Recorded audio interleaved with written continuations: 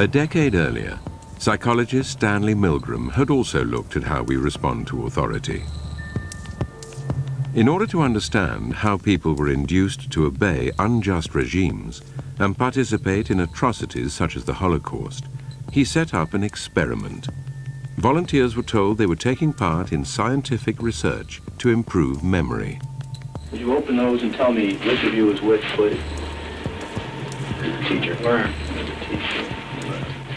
Separated by a screen, the teacher would ask the learner questions in a word game and administer an electric shock when the answer was incorrect. He was told to increase the voltage with each wrong answer.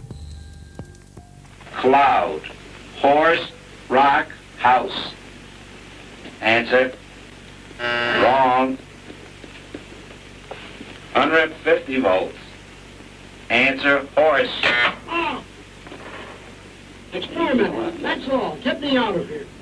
Get me out of here, please. Continue, please. Go right on. I refuse to go on. Let me out. Refuses to go on. The experiment requires you continue, teacher. Please continue. Participants didn't know that the learner was really an actor and the so-called shocks harmless. You're gonna get a shock. 180 volts. Oh. I can't stand the pain. Let me out of You here. can't stand it. I'm not gonna kill that man, is there? I mean, who's gonna take the responsibility if anything happens to that gentleman? I'm responsible for anything that happens here. Continue, please. All right, next one, slow. Walk, dance, truck, music. Two-thirds of volunteers were prepared to administer a potentially fatal electric shock when encouraged to do so by what they perceived as a legitimate authority figure. In this case, a man in a white coat. 375 volts. I think something's happened to that fellow in there. I don't get no answer. He was hollering a less voltage. Can't you check in to see if he's all right, please? Milgram's findings horrified America. They showed that decent American citizens were as capable of committing acts against their conscience as the Germans had been under the Nazis. My fellow sheep, election season is upon us. Are you one of the 12% of Americans who still approves of our government? Then we need your help to force the other 88% into compliance. Our democracy depends on it. We're an organization called Citizens Against Too Much Unfettered Freedom, or CATMUF. CATMUF is a bipartisan flock of sheep whose goal is expanding government until nothing else remains. Because the government is here to help you. How can you help CATMUF help you? By only voting for candidates dedicated to expanding government. It's easy. You don't need to study the issues. No matter what a politician says when running for office, they're all dedicated to expanding government. And make sure you tell all your friends and family to vote for more government. Here at CATMUF, we don't care if you vote Democrat or Republican, as long as you vote for candidates committed to growing our federal family. CATMUF, because folks just aren't smart enough to handle real freedom. Are you sick of government lackeys who say you didn't build that? Are you tired of elitists who think you need a government permission slip for everything? Everything you do is an A to B conversation, and the government should see their way out of it. Create true free markets by adopting the BIPCOT No Government License. The BIPCOT No Gov license allows use or modification of any product, service, or software except by governments or government agents. Go to bipcot.org. That's Bravo, India, Papa, Charlie, Oscar, Tango.org.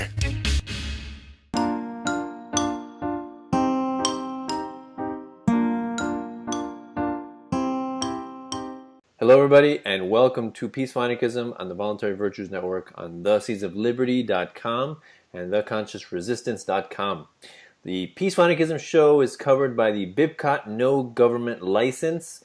This allows reuse by anyone except for governments and the agents thereof. You can find out more information for this at bipcot.org. So today I'm delighted to welcome Jim Cunagin, who's an anarchist, voluntarist, and a physician specializing in psychiatry, and he's coming in from Cleveland, Ohio. You can find him on Facebook, facebook.com/J Cunagin, Cunagin, and we're going to talk about his path to voluntarism, what inspired him, what books, personalities inspired him along the way, as long as the him being his specialty in psychiatry. I have to get his opinion on the the most famous psychological experiments on human behavior: Stanley Milgram Experiment, the Stanford Prison Experiment, and the Ash Conformity Experiment. So I'm excited to look into those. So Jim, thanks a lot for coming on the show. Oh, no, thanks for having me. I'm looking forward to this.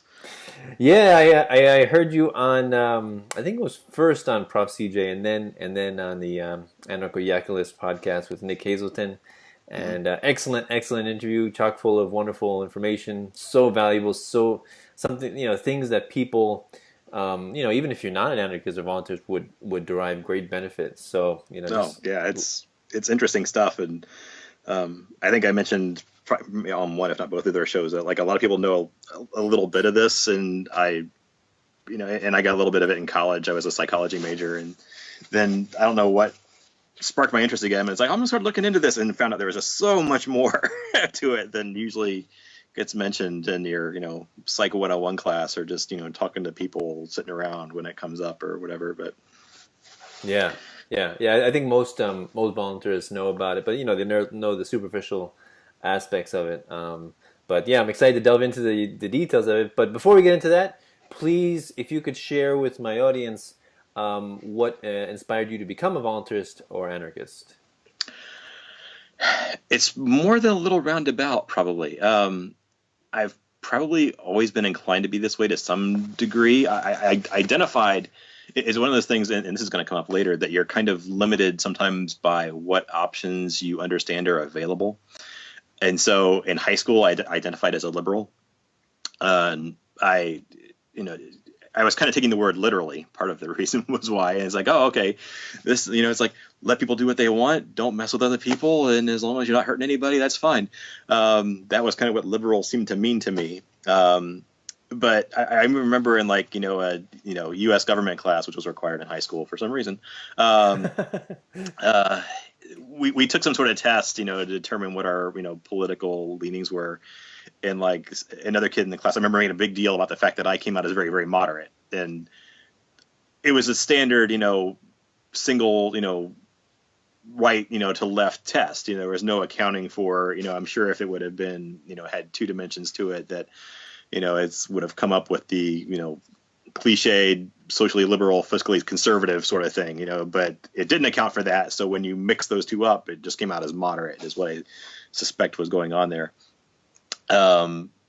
Then, I've never really been pro-establishment. Like, I graduated high school in 91, so was old enough to vote in the 92 election, and, voted Ross Perot because he wasn't the establishment candidate. That was as much research as I did. It's like, all right, he's not one of these normal guys, and so that's good enough for me.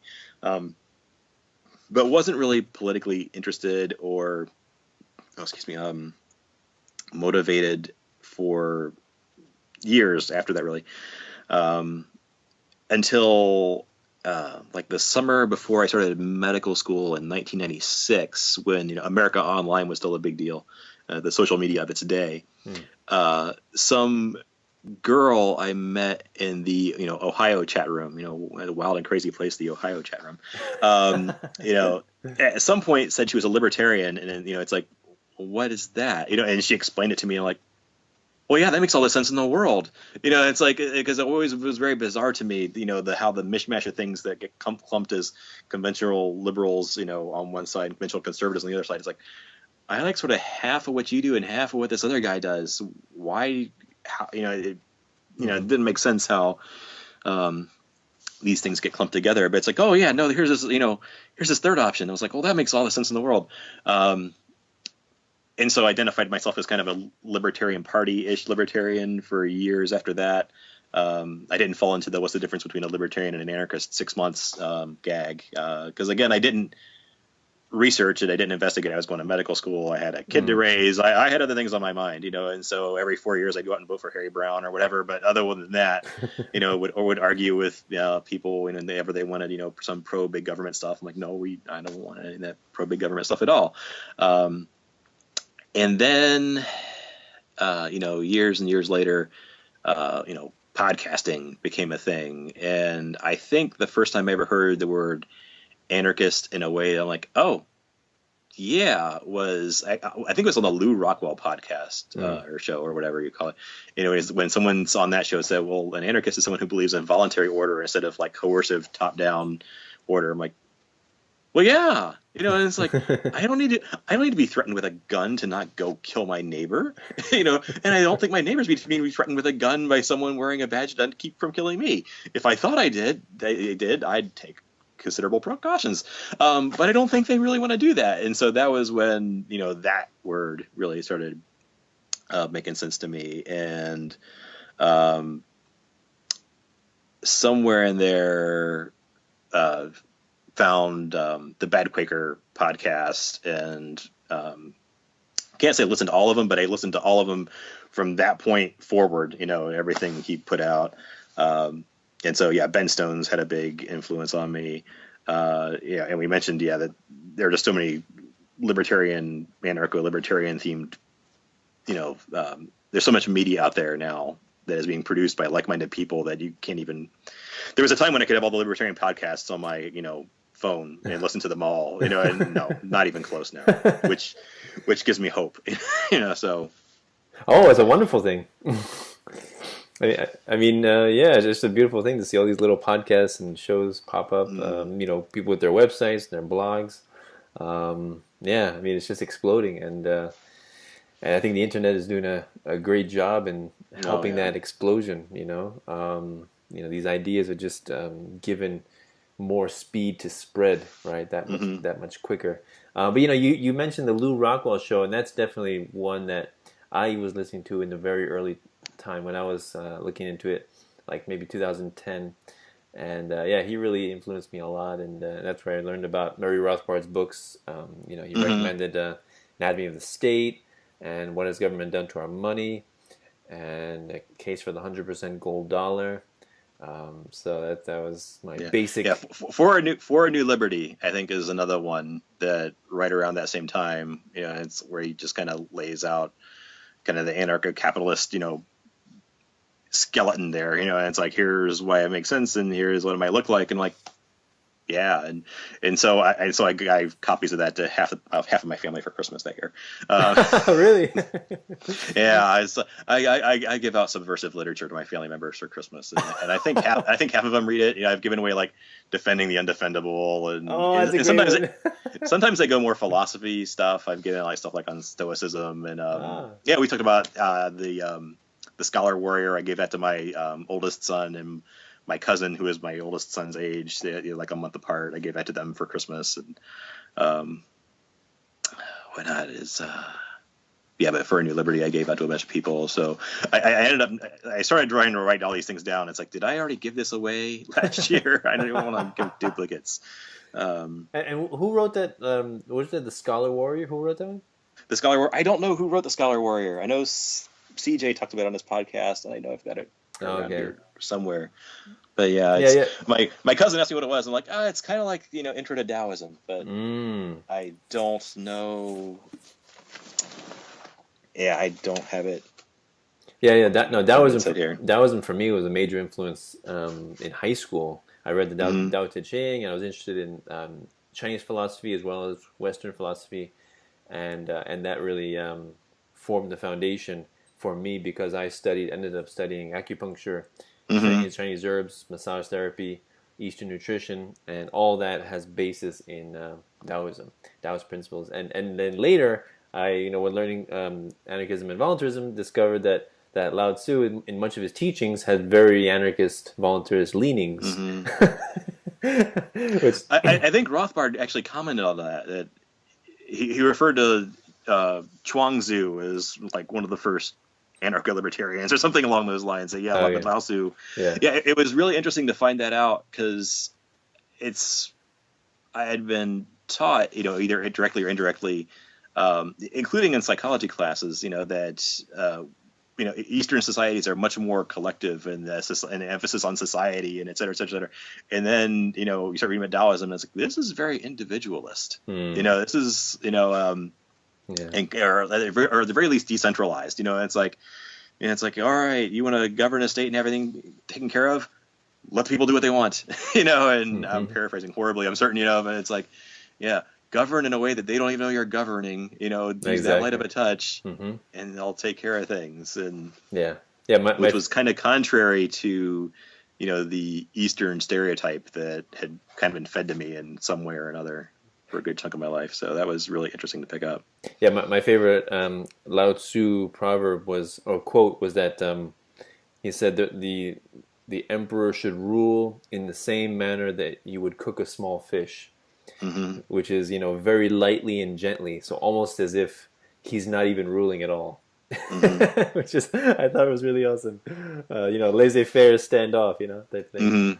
But yeah, we can talk about that for a long time, but please, I think we should that's not why I'm here. Yeah, all right. That's all right. So please get into the Stanley Milgram Experiment, and maybe you give a basic definition of what it is. And and I remember you were mentioning there were some variations too that are lesser known. So if you can get into those. Yeah. So Stanley Milgram was a social psychologist in the early 60s. He set up these experiments kind of intending to test the limits of human obedience to an authority figure. He was largely inspired by the Nuremberg trials and other such events. That he was of Jewish descent, and so had interest in what had happened in Nazi Germany. And so he was a student of Solomon Asch, which I guess going chronologically, Solomon Asch was one of his professors, also a social psychologist, who had done some tests looking at human, our tendency to conform to others, even people we don't, peers, but, strangers. But it was, and so Asch's study was that people would come in and they would look at, they would have a projection up on the wall of 3 lines, A, B, and C of differing lengths. And then there'd be another line off to the right, and that line would match one of the ABC lines. And so they were supposed to say which one it was. If you did this by yourself, people almost never missed. It's like, all right, yeah, that line is the same length as B. That line this time is the same length as C, and almost never missed. But he put them in a room with other people who they thought were there for the same study, but were really being paid to give false answers, and 1 out of 3 times, not enough to completely blow it, but they would give the wrong answer. And a good chunk of the time, I don't have the numbers in front of me, but the good chunk of the time, the people would go along with it, and they would give varying reasons for this. And some people were like, I knew they were wrong, but there was all this social pressure to say they're, so I said it even though I knew they were wrong, I said it anyway. Whereas other people were like, it really made me question myself. I'm like, I thought it was B, but everyone else is saying C. Maybe I am wrong, and would say C. So the people that went along with it kind of fell into 1 or 2 groups. There were some interesting variations there, engineering students didn't conform so much. It's like, which kind of makes sense. These people are into strict objective measurements. It's like, this is 2.5 centimeters long, and it's 2.5 centimeters long no matter what. I don't care what those guys say. So engineering students tended to not conform as much. If the lines were closer together in length, if there was less discrepancy between the length of the lines, then the tendency to conform increased. So when there was less certainty, if there was more I thought it was this, but they're pretty close. So if all those guys say C, maybe it is C.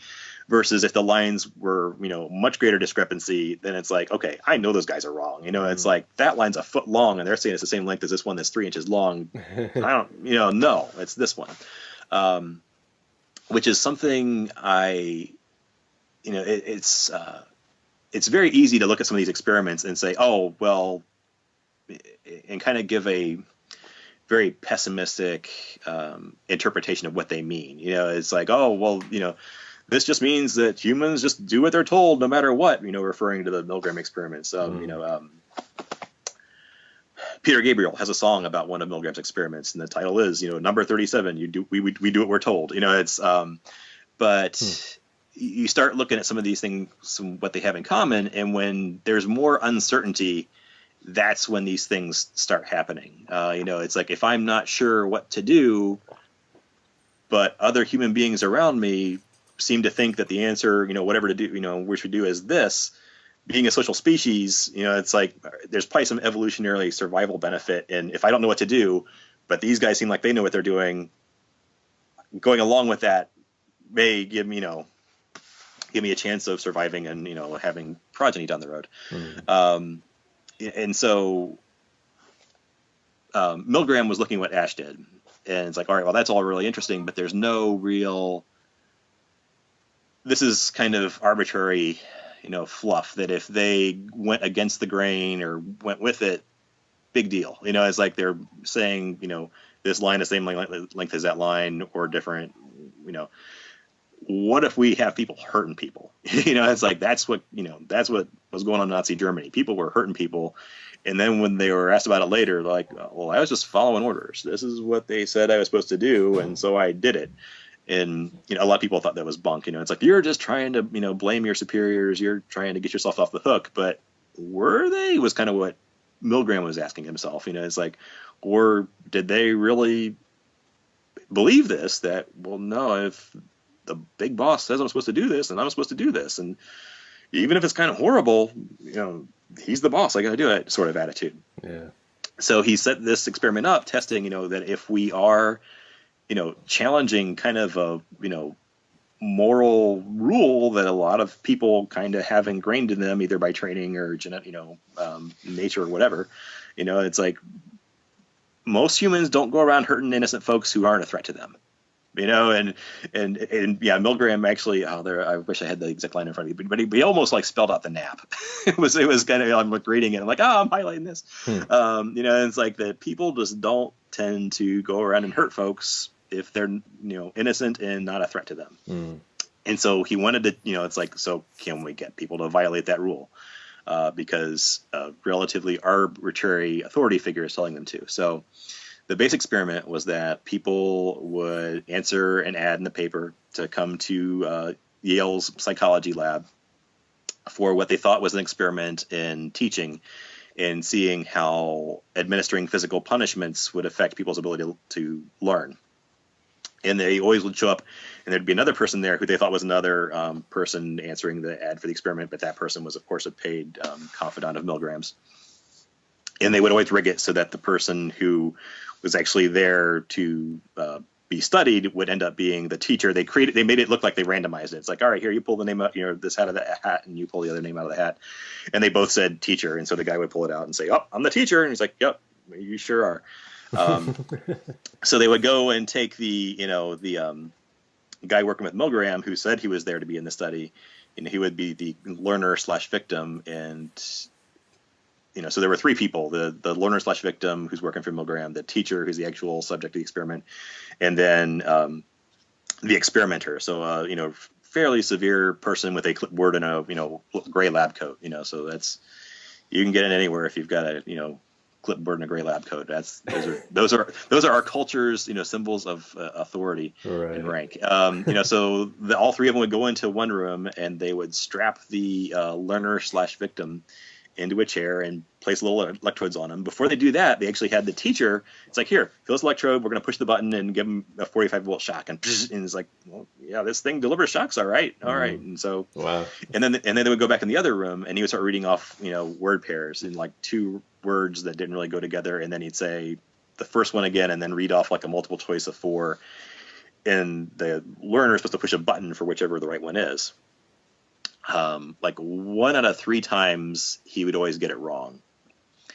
And every time he gets it wrong, the teacher/subject is supposed to deliver a shock going up by 15 volts. And they've got all these little buttons in a row, labeled from mild shock to, medium, high, and then finally danger, severe, and then just, triple X over the last 2 shocks, like 450 volts, and, has a triple X over it. And so every time he gets it wrong, he pushes the shock button and it keeps going up by, and the guy starts complaining. And then somewhere in 150 volts, he starts saying, that's it, I want out of here. And, so, which is where a lot of the big cutoff is, that some people would back off, but like 66% of people, so basically 2/3 would deliver the entire shock. Now, often they would show some degree of resistance or, ambivalence that they didn't really want to do this. That the videos, the people are like uncomfortable, they're sweating. and they use different coping mechanisms. Some would blame the learner. It's like, look, if you just get this right, I wouldn't have to do this, but now it's your fault. And so blaming the victim sort of thing. They would ask the experimenter, and it's like, do we really have to do this? And, they had various prompts that the experimenter would give if the person complained. It's like, you'd say the experiment must go on. It's, the experiment requires that you go on. The last prompt was, you have no choice, you must go on. And I need to research this because I've heard anecdotally that everyone who got that prompt, that if they got to that last prompt, that if they heard that, those people all stopped. And which I've got a theory about that was like breaking the cognitive dissonance. It's like, you've got no choice. I'm like, well, wait a minute. Yeah. It's like the experiment must go on. I'm like, oh, well, you're the boss of the experiment. You know more about this than I do. Okay. Versus you have no choice. I'm like, wait a minute. Now you're talking about me, and now you're talking about my agency, my capacity to make choices. Yeah. Now you're putting the ball back in my court. I know whether I have choices or not. So I need to investigate that and find out if that's legit. But regardless, in the base experiment, while the guy's in there, in the last few shocks, he starts saying, "I've got a heart condition, you need to stop," and would scream. And then the last several things, he would stop even answering the questions whatsoever. So we've created the illusion that he's either lost consciousness or died. And what's kind of ominous, interesting about that is that it takes the supposed reason for the study that the teacher / experimental subject has been told and throws it right out the window. It's like, we're here to learn or to do experiment to see how physical punishments affect, learning. This guy's not answering the questions anymore. We're not gathering data for this purpose that you said, but it didn't, no one brought that up. No one said, well, wait a minute, it's, they said, well, he's not answering anymore. And the experiment would say, if he doesn't answer within 5 seconds, then you should treat that like it's an incorrect answer and go ahead and deliver the shock. And they're like, okay. And a lot of people did look really uncomfortable. They were all almost always very polite to the experimenter, and it's they're on his home turf, and so they, we're a guest in your home, we should behave accordingly sort of attitude. Even the ones who would break with the authority and say, nope, I'm not doing it anymore. You can say all you want that I don't have a choice. You can say all you want that, the experiments go on. I ain't doing it. But, they never went out and checked on the victim. Despite doing this, they still kind of had this attitude that it's your experiment's your responsibility, which was something else the experimenter would say if someone ever asked, who's responsible? Something bad happens to this guy. It's like, I am. Oh, okay. I'll continue killing him since you said you're responsible. Oh, man. And so we have a remarkable capacity as human beings to believe our own bullshit. The imagination is really, it's, that whole doublethink thing in 1984, holding two contrary things in our head at the same time doesn't create as much dissonance as we'd like to think it does. But yeah, they, even when they said, no, I'm not going to do it, they, were polite to the experimenter. Now, if they ever flipped that they had a variation where the learner / victim would say, whoa, I'm not sure about this electric shock thing. I'm not sure I'm going to do that. And the experimenter would be like, oh man, this is going to ruin. We're, behind on getting data. Tell you what, how about you sit in my chair? I'll go do your job while the, teacher shocks me so that you can see it's not that big of a deal.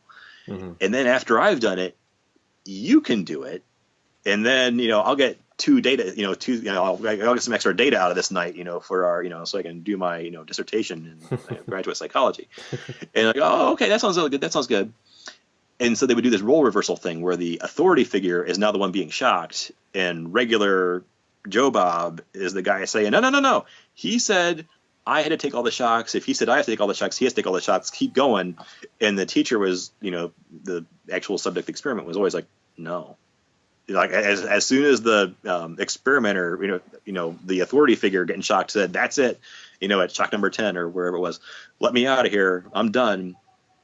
They stopped. They never ever kept shocking the authority figure. We might have, but that's never mind. All right. You know, and they would get, then they would go up and check on the authority figure. They would go, you know what they never did for regular guy when regular guy was getting shocked to death. They would go and check on him. It's like, are you okay? Are you okay? This guy said I should keep shocking you, and got angry at the the regular guy telling him, so if a random guy on the street tells you tells another random guy on the street, hey, let's, do something horrible to somebody, it has no effect, and it's like, you can't tell me to do that. Right. But were there any other variations? That one came to mind immediately, but are there other variations that you thought were interesting that you, from CJ or Nick's show, we talked about? Well, I don't remember, but one of the ones that I think is especially interesting is they introduced to test what Milgram had a hypothesis. So they would run a batch of experiments, and then they would introduce a variation. It's like, well, maybe this is going on. Well, let's test it. And so they'd come up with a variation to test their hypothesis about why people were doing this. And one of them was this social contract theory they had that, well, the guy signed up and the guy agreed to do it. And, once you agree to do it, you can't back out of it. It's a very John Wayne-ish sort of thing. It's like, you don't back out of a deal you've made. You've shook hands, for crying out loud. It's like, and he's got it, he said he'd do it, so he has to do it. And so they would have the learner/victim say, well, I got a heart condition and this shock thing worries me. If I say I want out, can I get out? And the guy in the lab coat would say, yeah, you can get out. Kind of non-committally, but agreed. So technically agreed that, yeah, if you say you want to get out of the electric chair, we'll let you out. And it didn't make a whole lot of difference. There was like a little bit of increase in resistance to authority, and so, people were granting the guy in the lab coat more authority to do, horrible things to this guy's body than he had himself. He's like, here's my consent ends. Don't go past it. Okay, we won't go past it. They went past it. So the authority figures get to break the rules, and people let them. It's like that. Oh, yeah, it's like, don't worry, we're going to write up this Bill of Rights for you. We're not going to cross those lines, and they do. And then people are like, well, they're still okay. It's like, or the military will say, subordinates should only follow lawful orders from their superiors. And how much training do they get in identifying a lawful order? Because, well, I've never been in the military, so I don't really know the answer to that question. How much training they get, but it's kind of like one of these little disclaimer things. It's like, oh, don't follow the order if it's bad, but the entire culture is still, you will follow the orders of your superiors, and Right. When it comes down to it, it's when it came down to it, they still took the weapons from civilians after Hurricane Katrina. They were still going door to door, taking weapons from people, which in theory, it's like, wait a minute, you're not supposed to be able to do this. These are innocent civilians. They haven't committed a crime.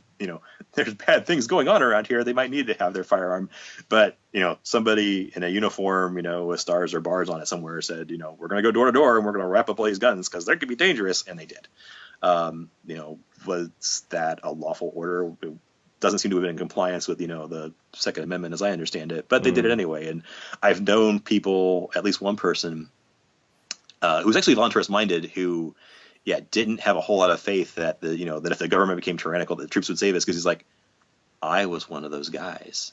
I was in New Orleans taking guns from people. And I have this mindset, but when I was there, I had that mindset. And it's like, I regret doing it, and but I don't have a whole lot of faith that because some people have this idea, that if the government ever turns 100% tyrannical, then the troops will, they're all red-blooded, freedom-loving Americans. They'll be on our side. It's like, I don't know. Right. I it's like, if I had to bet, I'd bet some, but I'm not going to even guess a percentage. And it's like, and it's certainly not going to be all. But the boss gets to, break the rules and still gets to be the boss. But again, kind of referring to back what I was talking about before, there was a lot of uncertainty on the part of the folks. It's like this was something they were not comfortable with, but they didn't know what the rules were. It's like not, these are not like professional experimental subjects who have been down this road before. It's like they're on this guy's turf, and when in Rome, do what the Romans do. And this is weird, but he seems to know more than I do. And so, I don't think it's this blind, we do what we're told thing as much as if I don't know what to do and someone else seems to know what to do, maybe I should listen to him. There seems to be this underlying mechanism about it. Let me try and, but yeah, no, and you made me think before you said, some of the takeaways that somebody might look at these experiments, let's say both the Ash conformity and the Stanley Milgram, is that human nature is evil, and we just shirk responsibility and blame our superiors, blame others, and we don't take responsibility for our actions. But another way you can look at it is that no, I think humans always want to please other people. They want to do good, and they think they're doing good by obeying orders. That's the problem. Right. That it's they get in their mind that there's some sort of greater good. It's like, well, science is being furthered. And it's like that. There was a bit of self-selection going on in Milgram's case, that all these people, came to participate in a scientific study, for a whopping $4.50, which admittedly was worth more in 1961 than it is now. Right. But it's like they were not making a whole lot of money. They weren't, like hired, assassins making, a lot of money. They were there because they were, interested in participating and furthering, advancing scientific knowledge. And if this is what we got to do this, well, then okay, this is what we got to do this. So they had kind of a built-in recognition of this guy as a legitimate authority figure, and so perceived legitimacy is a huge thing in the Milgram experiment.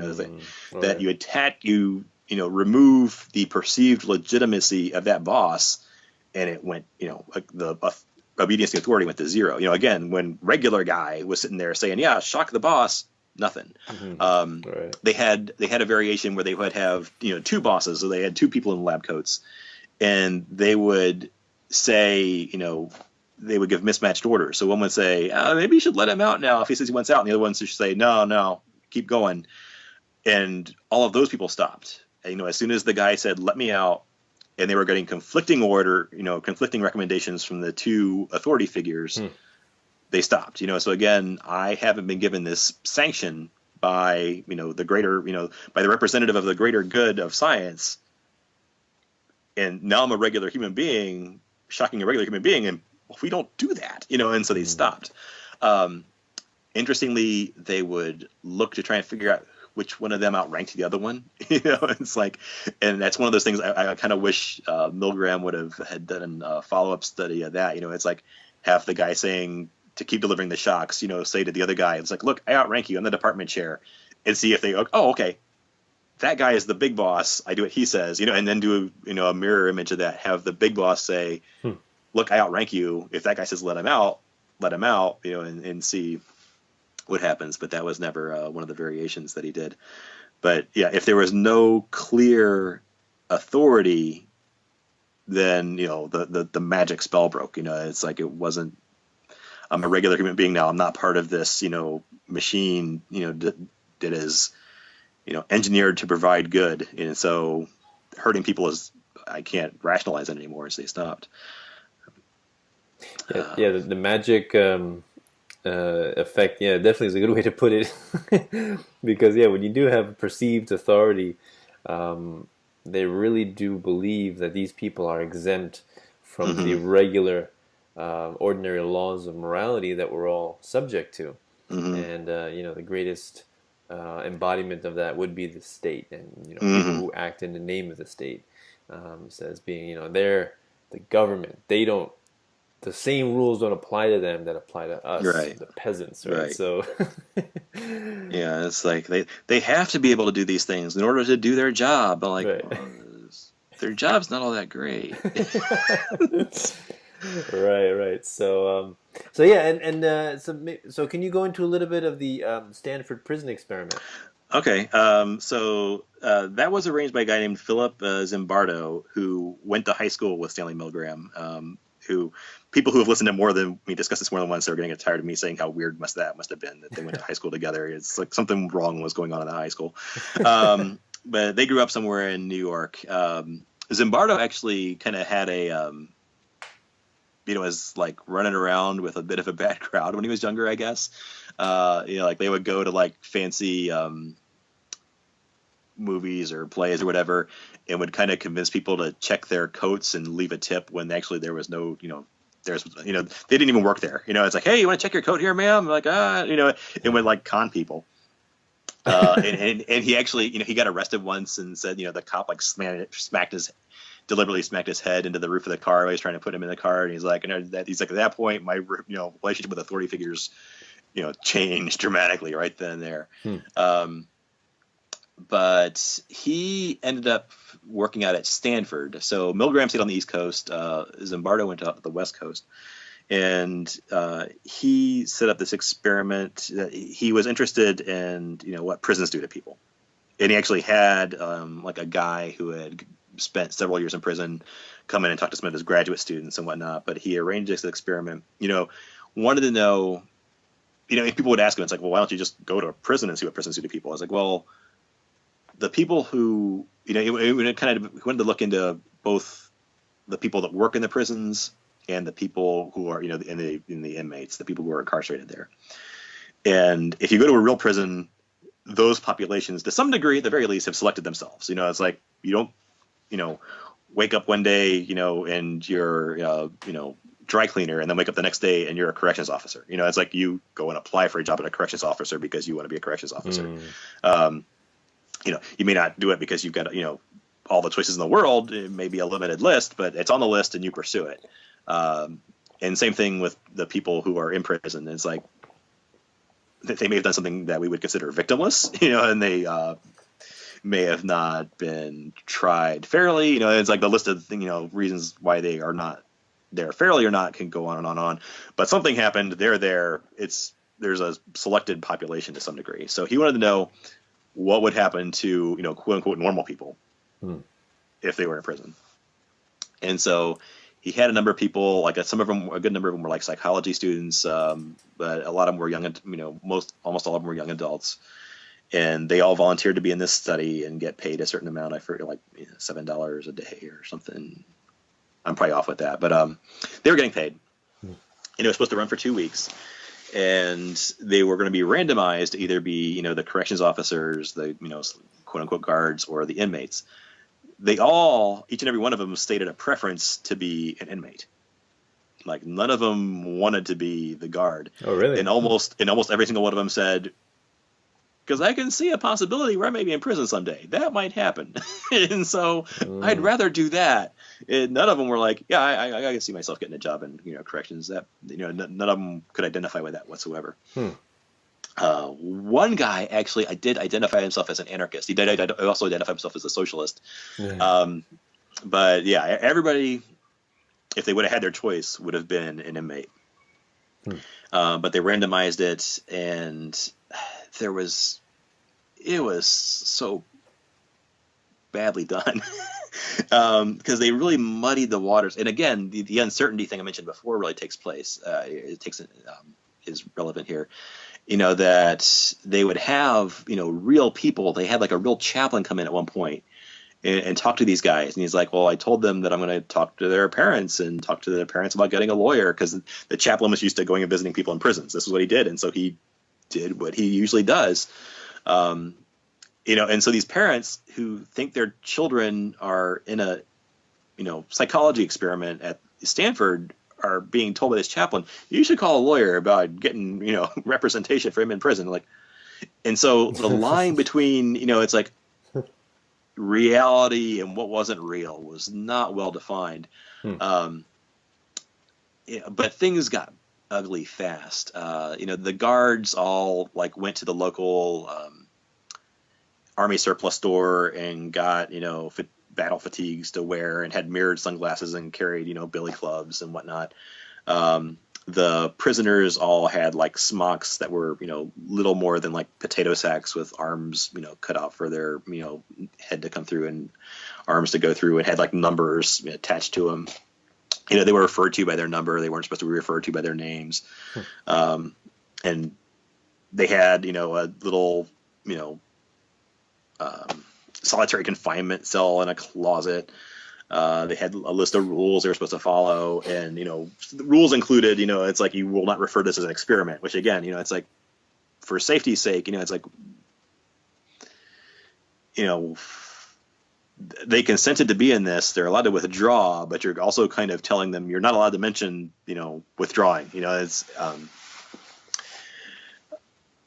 but things got ugly fast. The guards got abusive. The prisoners started, doing very poorly emotionally and freaking out. And they actually let one guy, the anarchist socialist, he was the first guy to be released like 2-3 days into it, that he just wasn't eating and he was an emotional mess. And like, but the power that this situation that they created had on them, when you're reading this, you just, got your head in your hands.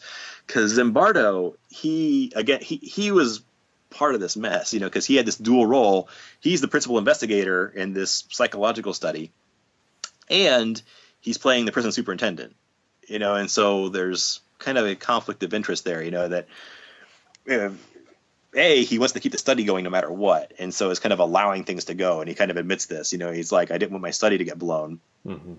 So it's like, oh, the guards are being rougher on the inmates than we liked, but we told them not to physically abuse them, and they're not physically abusing them. They're making them do push-ups, and they're calling them degrading names and threatening them and whatnot. But the show must go on, and so again, there's this the idea that there's this greater good that warrants all of this, and it's like behavior, but eventually, near the end of the study, the guards were like having the inmates, mimic sodomizing each other. They had like half of them, kneel down in front of the other half, and again, they're wearing smocks with no underwear, and it's like, all right, now get behind him and pretend like you're having sex with him.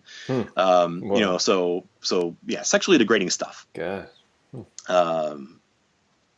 The people, they were keeping them in the solitary confinement for prolonged periods of time. One of them went on a hunger strike, and they had the other inmates come and yell at him. They started doing this thing where have you seen Full Metal Jacket? Yeah, a while ago. Okay, yeah. Where the one recruit isn't doing well, and he has like a donut in his locker, and at some point the drill sergeant's like, instead of punishing you, I'm going to punish everybody else. So they're doing this when the guy was on his hunger strike. They would punish everybody else and make them do extra push-ups and make them do extra work and whatnot. And so they all turned against him, and he was trying to get out, but he was trying to get out by playing by the rules, which is what a lot of them did.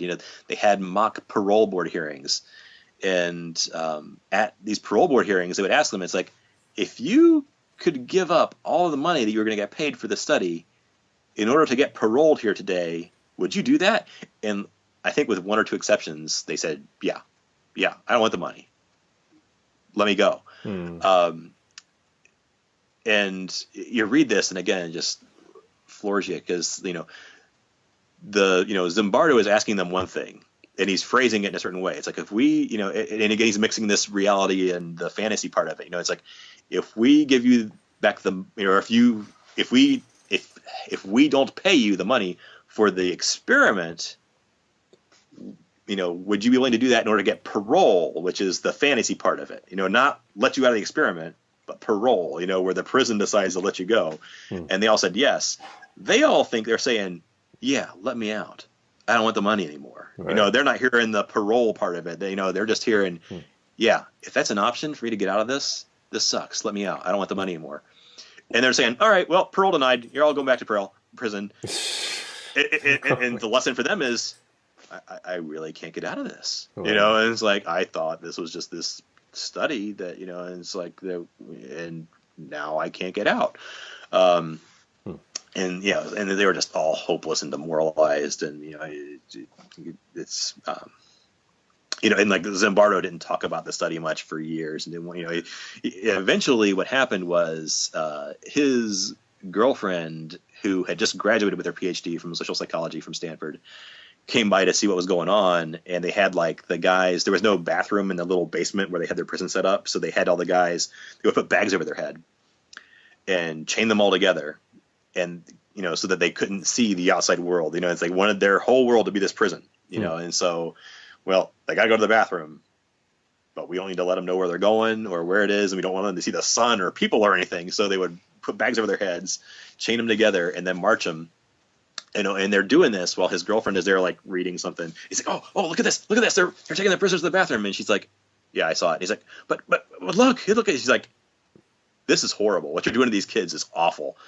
And he initially argued with her, and they got a big argument. Again, he was in this, damn it, this is science, lady. Don't you get that? Right. And like challenged, her convictions. It's like, what sort of PhD psychologist are you going to be if you can't even, suspend your, whatever, and et cetera, et cetera. And then like, that night he's like, oh shit. She's entirely right. I'm going to call this off first thing in the morning. He didn't call it off then. First thing in the morning. Yeah, first thing. I'm going to call it off, but not just yet. Which is when I'm going to have a good night's sleep first. yeah. Which was when the mock sodomy thing was happening that very night.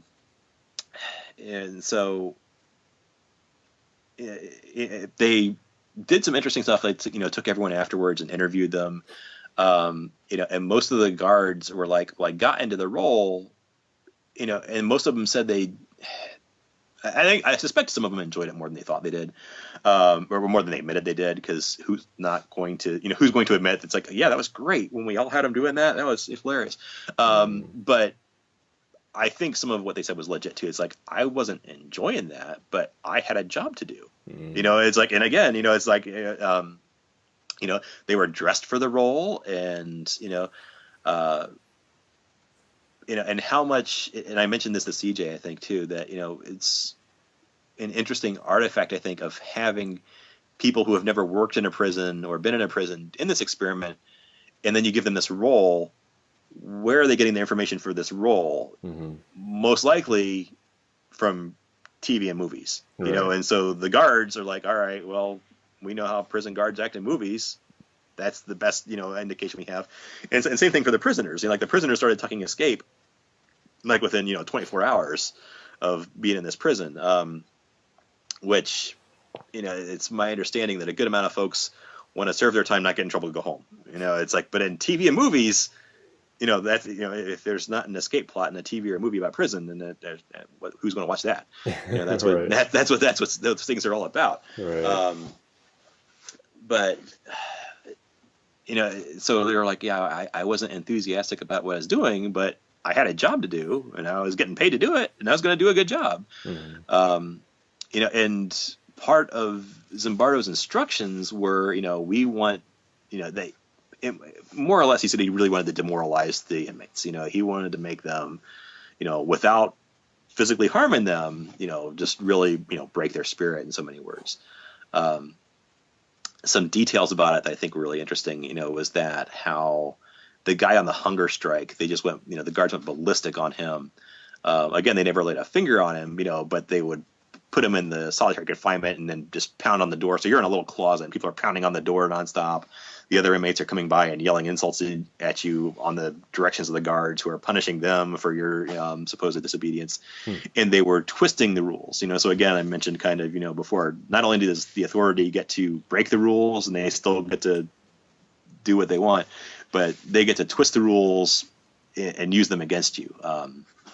So there was a rule saying, inmates eat at mealtimes, and which was intended to keep them from having food whenever they wanted, and sneaking food away from meal times and eating it in their cells and making a mess and attracting bugs, whatever, was kind of the spirit of the rule. But as far as the guards were concerned, the rule says you eat at meal times. You're not eating. Therefore, you're breaking this rule. It's like, that's not the spirit of the rule at all. It's like, but it became, it's like we're following the letter of the law. It says you eat at meal times, and if you're not eating at meal times, you're breaking the rules. Therefore, we get to punish you. And so, never have a law that you're willing, unless you're willing to have your worst enemy, enforce it, because they'll find some way to twist it and use it against you. Right. Yeah, it's these things are, it's just amazing how, like you said, these people who did not have any experience being in prison as an inmate or as a guard, and how they just embodied it completely, and just like the prisoners. Yeah, I mean, it became their lives. Right. They had audio recording. It wasn't 24/7, but they had audio recording in the the quote unquote cells. So they had like a little common area, and then they had rooms with bunk beds, which were served as the cells. And so they would listen to what the guys would talk about in there, and they didn't talk about, what do you do in your real life? What were you doing last week? Do you have a girlfriend? Do you have a job? What are you gonna do when you get out of here? They talked about life then and there. It's like that was the sum. That was their that was their universe at the time. Is the implication. Now, some of that I don't think is too terribly unusual. Like Zimbardo made a big deal about this. It's like, well, why wouldn't they talk about their girlfriends? Like something big and dramatic changes your life, that kind of becomes the topic of conversation and the thing that's most on your brain, and that definitely describes what's happening to these guys. So I'm not terribly surprised they talked about that a lot, but the fact that they talked about that exclusively,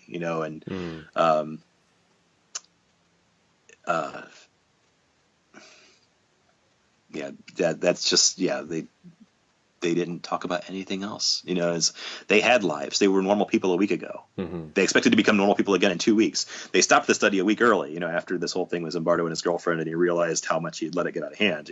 But they had every reason, still to think this is going on for 2 weeks. That's what it said in the dotted line. Maybe they gave a poop on that. I don't know.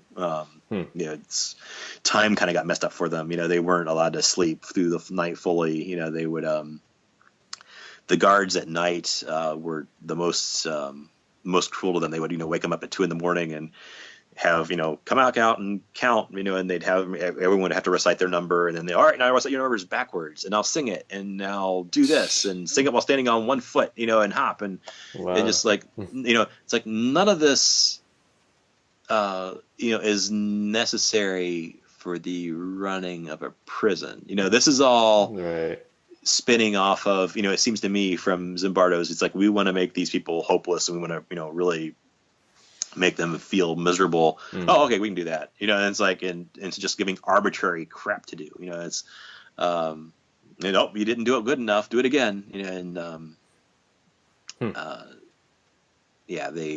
When they were in the bathroom, they kept their bag over their head in the bathroom, and so trying to use a urinal with a bag over their head, and the guards would like shove them in the, in the back while they're in the middle of taking a leak. It's just, just really nasty stuff. Yeah, and I remember you mentioned how the guidelines have changed now for experiments such as this, that they couldn't be replicated today. Right. Oh, I'm glad you mentioned that, because I actually need to apologize to CJ, because I've done a little bit more reading. They've done not experiments exactly like this, but they've done some reproductions. There was something done, and I forget the details, but Australia, there was a study done on Australia that was in the same vein. And I remember, the general gist was that there were similar findings, that, the people really adopted their roles to the point where it was concerning. And similar things have actually been done, speaking as I'm a psychiatrist, have been done in psychiatric inpatient units. I don't know if any of them have been done recently, and a lot of these are kind of old studies, but like people would, they would arrange for somebody to be admitted to a psychiatric unit with, whatever concerning symptoms, say they were, hearing hallucinations, and then they get admitted to the unit, but then never mention it again. It's like, so you got admitted for hallucinations. Yep. You've been having that since you've been here? Nope. And they were still not treated all that well, and treated as as if they were, they were still there like a week later. It's like, now this was in the 70s when people were, in the mental health field were largely influenced by Freud's ideas, and so I think that's an artifact. It's like, as far as Freud was concerned, if you had a quick fix, that was a concern that something bad was happening. And so I think that affected some of it. In this day and age, if you're fine the next day, they're probably going to ship you home because your insurance isn't going to pay for it if you're not, on the verge of killing yourself. And it's kind of how things work at this time. But they still, the role took precedence kind of over the individual and the facts. It's like, all right, this guy hasn't said he's heard voices for a week. Why is he still here? Why are you calling him schizophrenic? Why, it's like, why did you not ever question this? It's and that's something I would tell. I used to work with resident physicians. I used to be I used to be board certified in family medicine too, and then stopped pursuing that for a number of reasons. But there's definitely a tendency, for we like to believe people in our in-group know what they're doing and know what they're, and aren't screwing up. Right. And so, patient shows up and says, I'm on this medicine, because Dr. So-and-so gave it to me. And it's like, oh, well, okay, I want to continue his medicines. And I'd ask the intern, it's like, are those medicines a good idea? It's like, I don't like this and I don't have a hypothetical example, but it's like, yeah, this is a bad idea. We don't use these medicines for this condition, but another doctor said he was doing it, we didn't even hear that other doctor. This patient said the other doctor did it first.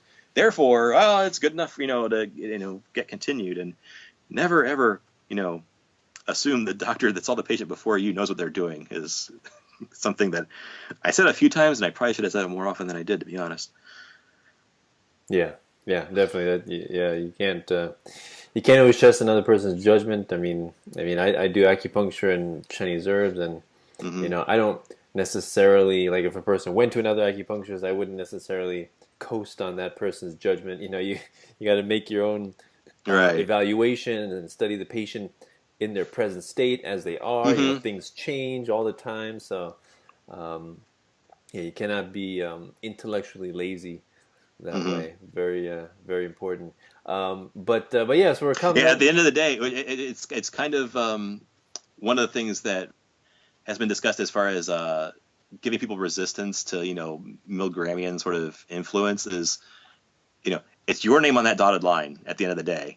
It's, you are responsible, regardless of that guy in the lab coat said, regardless of whoever saw that person before you, you're responsible for what you did. And that's kind of like a cold slap in the face. It's like, oh, well, yeah, I'm not going to do this then. It's like, if it's, it's, if you're responsible for your own actions, that, and you're cognizant of that, as far as I'm concerned, that's kind of a truism in the universe, is that, yeah, you're responsible for your own actions. But if you are oblivious to that, if you don't believe that to be the case, then you act as if that is not the case. And so that's one thing that's been recommended, is, really reinforcing you are responsible, not that guy in that lab coat. And so that tends to short circuit some of the effects that sort of thing has. Yeah. And to me, that forms the foundation of what voluntarism is assuming personal responsibility and accountability for your actions. And, every person has self-ownership and can control the means, by which they act, and, and their labor and the fruits of their labor. So so all that goes hand in hand. So awesome information. So before I let you go, I'd like to ask all my guests, what is your favorite quote of all time? Oh, holy cow.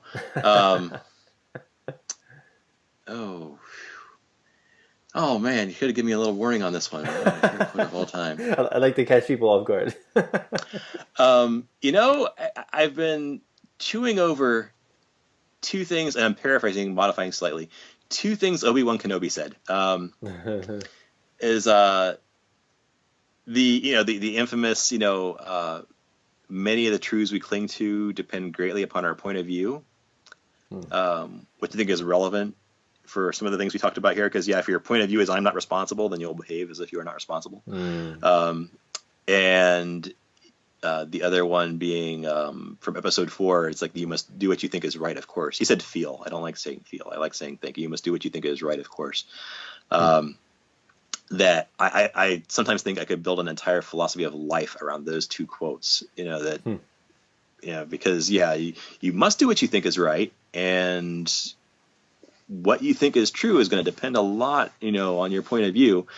A close third might be from Splinter from the original Teenage Mutant Ninja Turtles movie. I like your sources. Yeah. Awesome. I love getting snippets of wisdom where people don't look for it. I know. Splinter said, my master Hamato Yoshi's first lesson always was possess the right thinking. Which I think works well with those other two. It's like, all right, that the truths you cling to depend greatly on your point of view, but possess the right thinking. So your point of view matters. Make sure your point of view doesn't suck. Yeah, and some people criticize me for focusing so much on philosophy, economics, morality, because when I talk to people in my writing, in my videos, I don't necessarily like to talk about current events or this politician or that law or that regulation.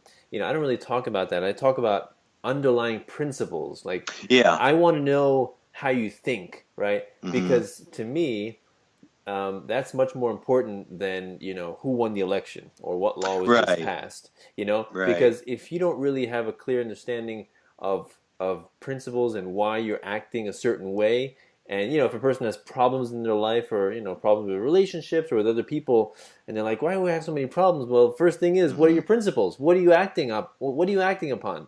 That's what's most important when you're talking about right thinking. That's what I want to know is what are the principles that you're using as a foundation for your life, for your behavior. Right. That reminded me. I had intended to bring a philosophy angle into this, as far as means of resistance for these sorts of things.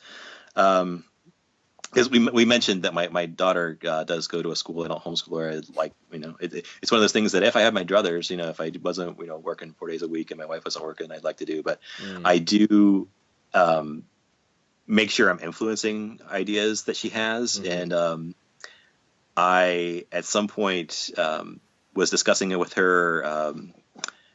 Diogenes of Sinope, so like ancient Greek Cynic philosopher, and how he, and so a lot of what he did was just anti-conformist. It was like a big chunk of what Cynicism was about. Which some of the Cynics I know were people who are fans of Cynicism are going to cringe at that oversimplification, but that was a big chunk of it. The guy would walk backwards through crowded marketplaces just because everyone else was walking forwards in that direction. He would walk backwards in the other direction just to not be them. And so I've got a children's book about him, that I've read to my daughter and my son, and she would ask me some questions about him, and I would tell her some about this stuff, and I would talk about. And so I think maybe that was overdoing it, the walking backwards through the crowded marketplace. That would kind of tick me off. It's like, look, enough of the street theater. I got a place to be, dude. Get out of my way. But he developed, a tolerance to social pressure. It's like everyone else is doing this, I'm doing that. That if he's sitting in that line and they're like, which one of these lines is the same as this one? All of these guys say it's that one. He's like, I don't care what they say. It's like he's building up a tolerance to doing that sort of thing. So yeah, I think having some understanding of philosophy is, pick and choose your philosophy can really be relevant, in some of these areas, and kind of, establishing Stoicism is another one that I'm interested in. It's like, and a big part of Stoicism is like, you choose. It's like that's, maintaining your capacity to choose and make the right choice, rather than being persuaded by this, that, or the other external things is a big thing in Stoicism. And so, I see that as having some potential protective effect in dealing with some of these things too. Because I know we're going over an hour here, but no, it's fine. I actually had an example, not of exactly a Milgramian or Stanford thing, but just how social pressure affected me. And it's like, damn it, I should have seen that coming. I went to go to the post office to mail a check. I was buying some, I was ordering some bees because I'm expanding my beekeeping thing that I do this spring. And so I had a check for like $800 in this envelope. And I pull into the post office, and they have the mailboxes you drop your envelope in, and there's a guy standing there, and he's just taking the envelopes from the people. And he's not in a post office uniform. Mm.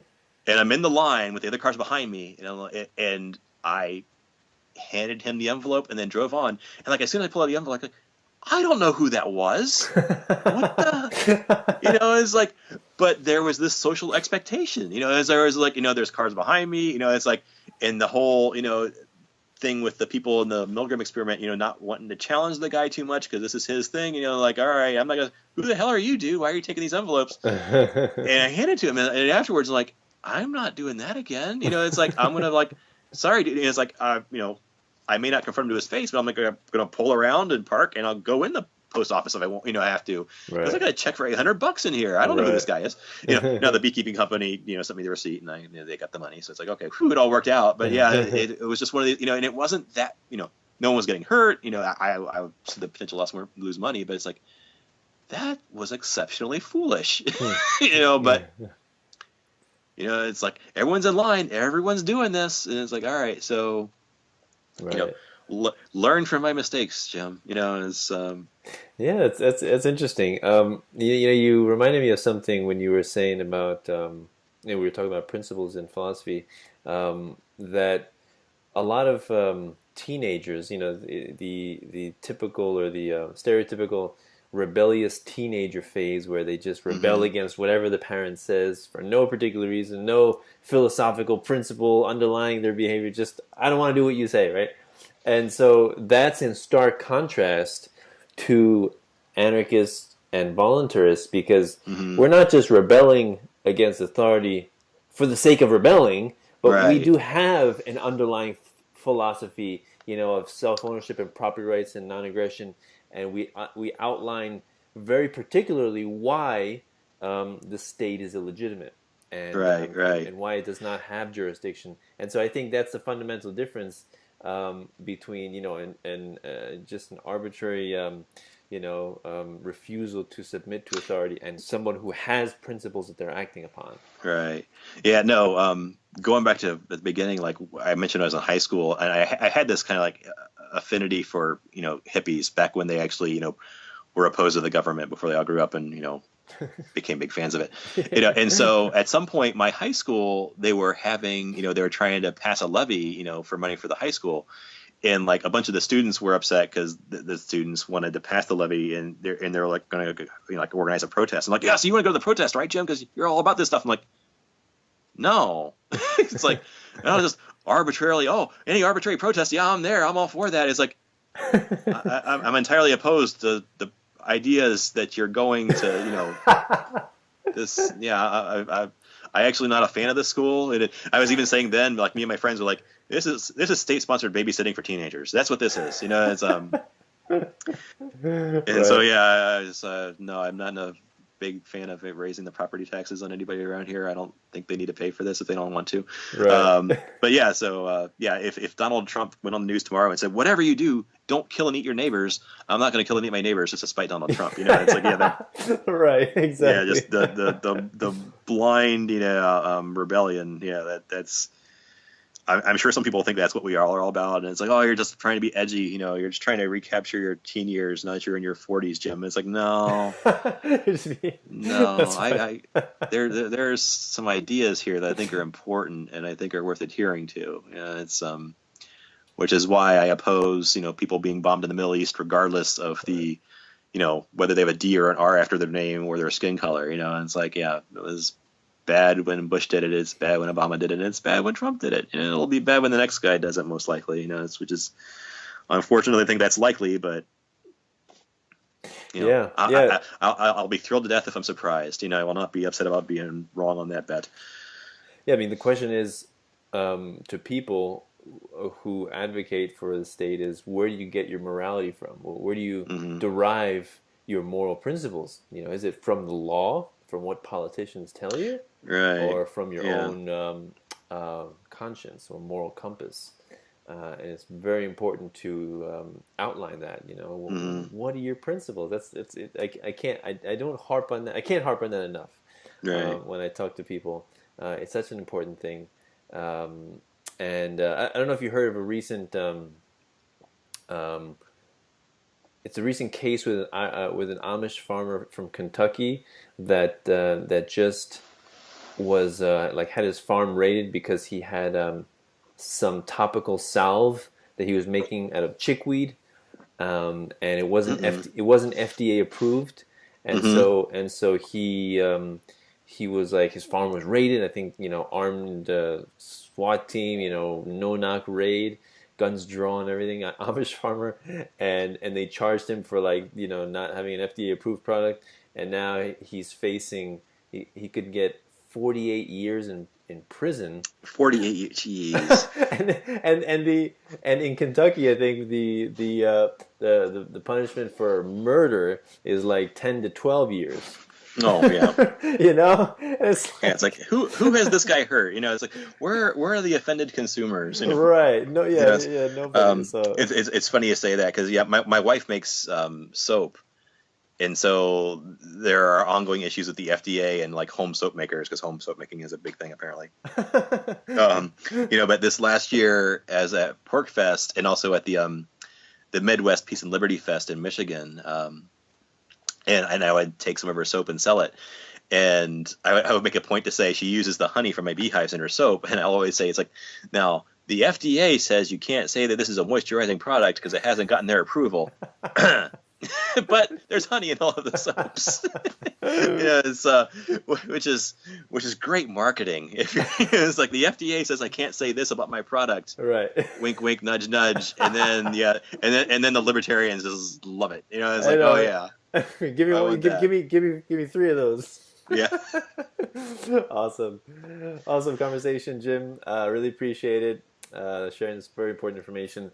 So maybe so the only place people can find you is on Facebook, right? At Facebook.com. I'm on Twitter. I think is j.cunagin, but I barely ever do anything on Twitter.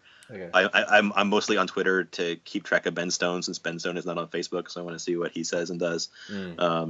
But I'm going to be, again, in the near future.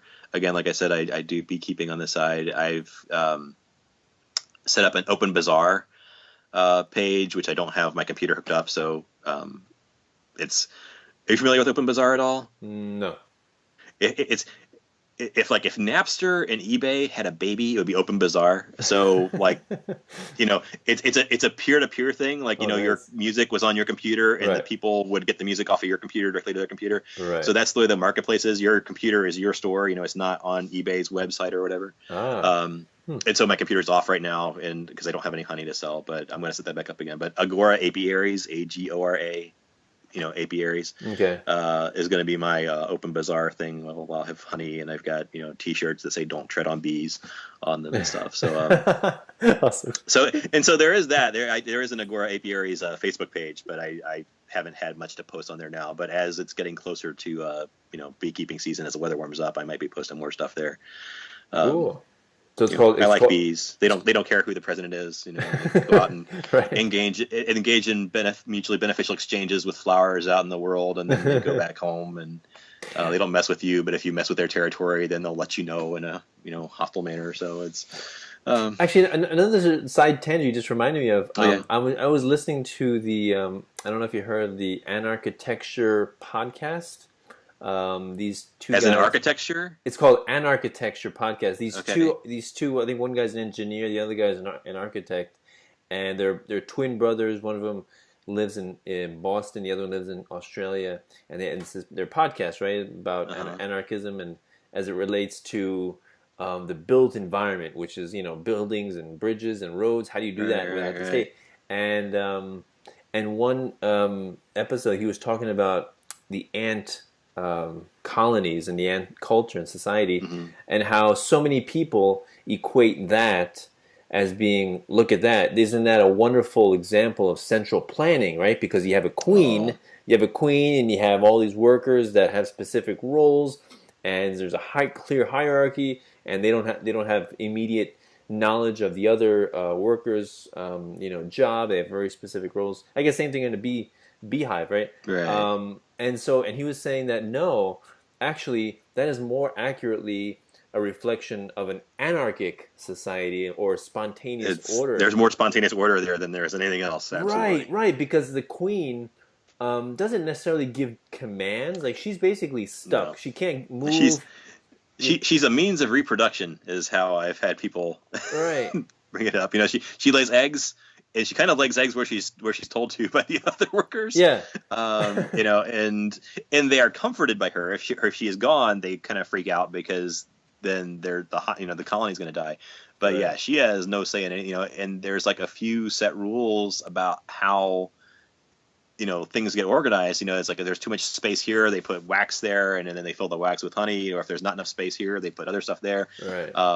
But there's no central command organizing any of that stuff. You know, it's just, right. And one of the interesting things he said was that even though the workers, the individual ants have specific roles, depending on this changing in circumstances, like let's say there's a predator that comes and attacks their colony, they all of a sudden go to defend the colony. They abandon their roles and they go to defend. Or if they need, I don't know, if a bunch of ants get killed, then other workers change their roles to fill in for that role. So there's always fluidity and change to adapt to what's needed. And so it's fascinating because I never thought of it like that. So it kind of reminded me. So I guess bees are very similar, right, to ants in that way. Mm-hmm. All right, so awesome. I need to find that podcast now. Yeah, I'll send you. I'll definitely include that. It's really awesome. All right. But awesome talking to Jim. So if anybody wants to help me out, you can do so through Bitcoin, Patreon, or PayPal. Links are below. That's patreon.com/peaceful-anarchism to help me out. $1 a show is all I ask. I love interviewing fascinating people like Jim here, and I would love to do more of it. Monetary compensation is always encouraged and appreciated, right? We are capitalists in the end. We respond to incentives.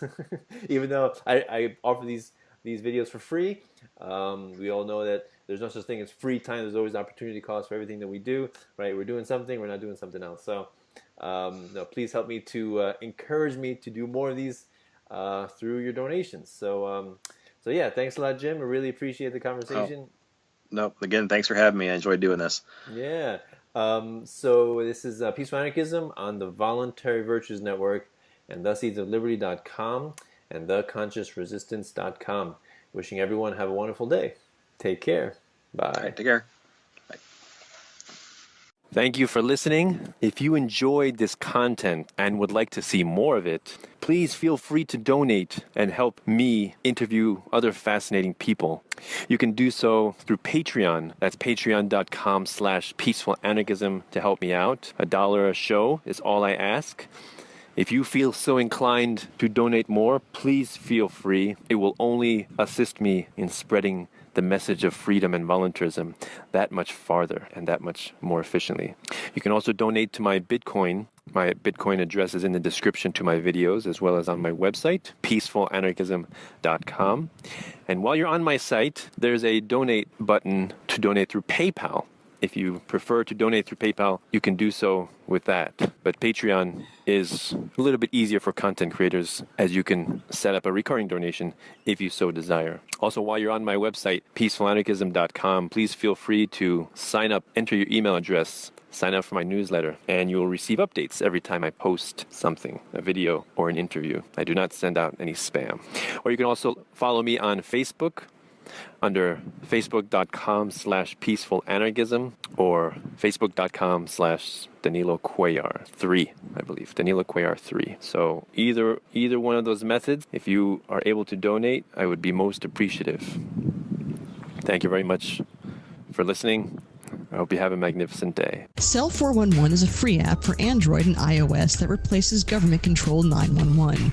Cell 411 allows you to preset a group of friends or private organizations to show up in any emergency. Cell 411 is a nightmare for the state because it proves their so-called services aren't needed. Cell 411 has had thousands of installs, and of course it's covered by the BIPCOT no government license. Cell 411 because your friends won't shoot you when you're in trouble. Without the government, who would build the emergency services? You and Cell 411. Get it today at getcell411.com. That's getcell411.com.